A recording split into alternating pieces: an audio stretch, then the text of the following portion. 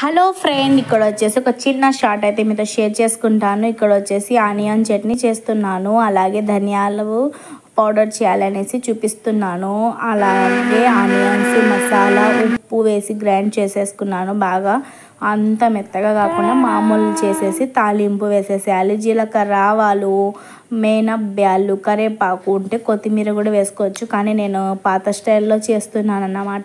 ఇది వేసేసుకొని చట్నీ వేసేసుకొని తర్వాత పెట్టేసుకొని ఒక ప్లేట్లో అన్నం తీసుకొని చట్నీ వేసేసి నెయ్యి ఉంటే నెయ్యి వేసేసి మధ్యాహ్నం పూట టీవీ చూసుకుంటా కానీ బయట కూర్చొని కానీ తింటే సూపర్గా ఉంటుంది.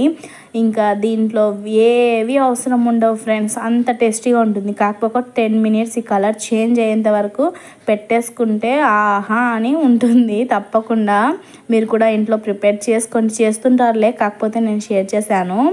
ఓకేనా ఫ్రెండ్స్, నచ్చితే లైక్ చేస్తారు కదా, సబ్స్క్రైబ్